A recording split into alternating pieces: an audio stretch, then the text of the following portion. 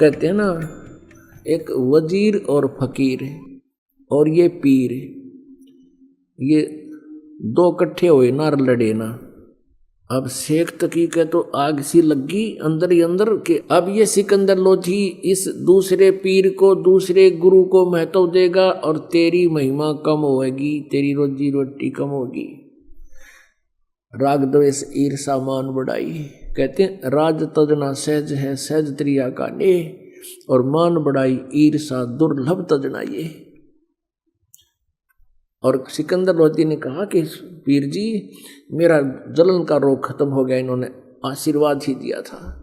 और एक और चमत्कार दिखाऊं कि मैंने ऐसे ऐसे, स्वामी रामानंद जी ने मेरे बारे में ऊट पटांग बातें कही थी, मुसलमानों को गलत बताया था, मैंने उसकी गर्दन काट दी और इस अल्लाह ने, इस खुदा ने मेरे सामने जीवित कर दिया।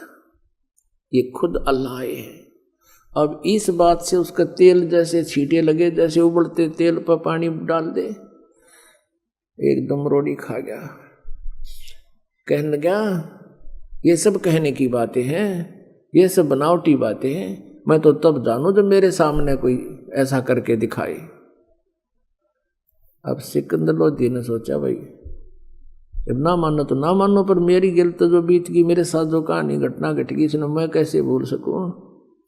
अगले दिन चल पड़े, दिल्ली के लिए प्रस्थान कर दिया और परमात्मा को, कबीर जी को सिकंदर लोधी राजा ने अपने ही हाथी पर, अपनी ही अंबारी में आदर सत्कार से बैठा लिया। अब रास्ते में 2-3 दिन लगने थे, काशी से दिल्ली तक। रास्ते में एक जगह पड़ाव किया, दरिया को देख करके उसके साथ रात बिताने के लिए वहाँ अपना लगा दिया पड़ाव, टेंट लगा दिए, अलग अलग विश्राम करने लगे। अब सुबह सुबह शेख तकी के पास सिकंदर लोधी गया प्रणाम करने के लिए प्रतिदिन की तरह, और कहा जाके सलाम वालेकुम पीर जी। पीर जी का तो टेढ़ा मुंह हो रहा, नो कह मुझे क्या जरूरत है, तुझे मिल तो गया सलाम करने वाला, क्या जरूरत है मेरी। और ठीक है, मैं अब जाके सारे मुसलमानों को बता दूंगा कि राजा तो काफिर हो गया, हिंदू को गुरु बना लिया। अब सिकंदर लोधी के पांव तले की धरती खिसकी कि जाते काम करेगा, और मानना ना सुनता नहीं कति। सिकंदर लोधी ने कहा पीर जी ऐसी क्या गलती होगी कि तुझे तो भगवान मिल गया, अल्लाह मिल गया, अल्लाह आकार में आने लग गया है, हमारे मुसलमान धर्म के विरुद्ध तू बातें कर रहा है। और केवल हमारे हजरत मोहम्मद जी ने ही एक गाय को जीवित किया था, एक बकरे को जीवित किया था। कहते तू इसको अल्लाह मानता है, मैं नहीं मानता, और मुसलमान समाज को कह दूंगा यह सारी कहानी, फिर तू जाने वो जाने। अब सिकंदर को पता था ये नाश कराएगा जाते ही। सिकंदर लोधी वापस आ गए टेंट में जहाँ कबीर जी विराजमान थे। सिकंदर लोधी के चेहरे की उदासी देखकर भगवान ने पूछा कि राजन, कोई राजकाज की बुरी खबर सुन ली क्या? आप मायूस कैसे हैं? तो सिकंदर लोधी ने कहा प्रभु क्या बताऊं, अब मेरे दुख ने मैं जान सकता हूं, मेरे साथ बीती हुई घटनाओं से मैं परिचित हूं, ये पीर जी नहीं जानता। ये मेरा धार्मिक गुरु जो है, ये मेरा पहलड़ा खसम, अब यो मन इतना तो दुखी कर रहा है परमात्मा, कल से मुझे चैन नहीं है इसकी। वहां से भी मैंने देखी थी इसकी जो गतिविधि, और अब तो ये बहुत टेढ़ा मुंह कर रहा है, जाते ही सब मुसलमानों को कह देगा तो मेरा राज्य नहीं रहेगा। परमेश्वर ने पूछा क्या चाहता है ये? शेख तकी ने कहा था कि मेरे सामने जीवित करके दिखावे जब जानू मैं नहीं मानता, मैं साथ थोड़ा ही था। तो कबीर जी ने कहा कि उसको कह दो कोई मुर्दा ले आवे, चाहे कोई पशु ले आ, पक्षी ले आ, कोई मनुष्य ले आ, और अब जिंदा कर देता हूं, कह दे उसको ले आ मुर्दा। सिकंदर लोधी गया शेख तकी के पास और कहा पीर जी आप कोई मुर्दा ले आओ, और कबीर जी कहते हैं अभी जीवित कर दूंगा।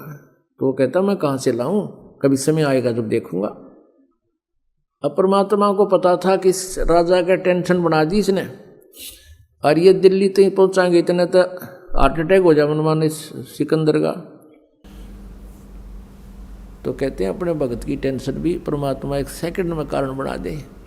उसी समय क्या देखा कि दरिया के बाहर सब कोई टहल रहा था, कोई नहा रहा था, कोई अपना घूम रहा था।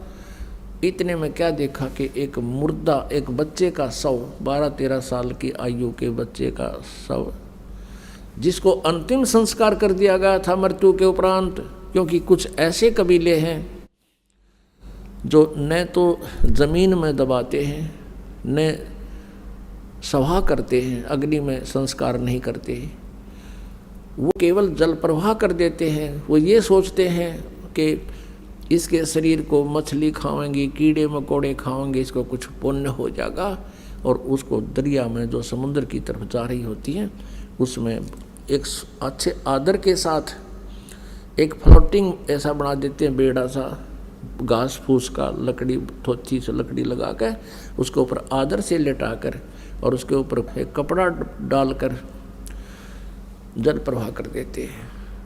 ऐसा जल प्रवाह किया हुआ मृत बच्चा आ रहा था सब, तो सभी ने कहा कि वो आ गया मुर्दा, वो आ गया मुर्दा। सब आगे भाग कर बाहर, कबीर जी भी कोई बुला लिया, शेख तकी भी आ गया।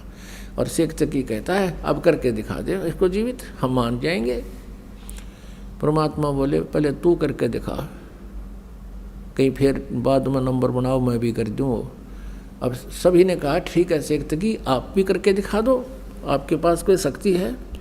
अब वो लगा अपने जंतर मंतर करण यावा होता, वो तो होना क्या था उससे।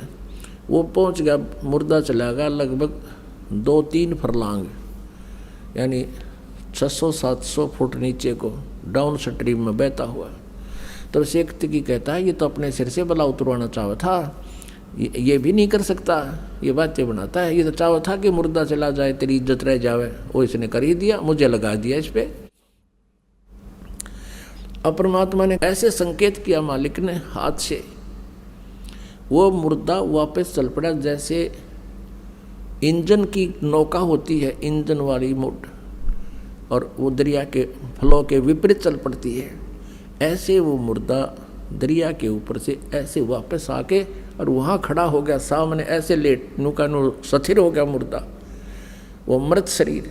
नीचे से लहरें बह रही हैं दरिया की और वो सब ऐसे है। तब परमात्मा ने कहा जीवात्मा जहाँ भी है तो कबीर आदेश से इसमें प्रवेश हो और बाहर आ जा। इतना कहना ही था प्रभु का कि सारे शरीर में कंपन होने लगी और वो बच्चा एकदम खड़ा होकर और तैरता हुआ बाहर आया और परमात्मा के चरणों में दंडवत प्रणाम किया। बोलो बंदी छोड़ कबीर साहेब की जय।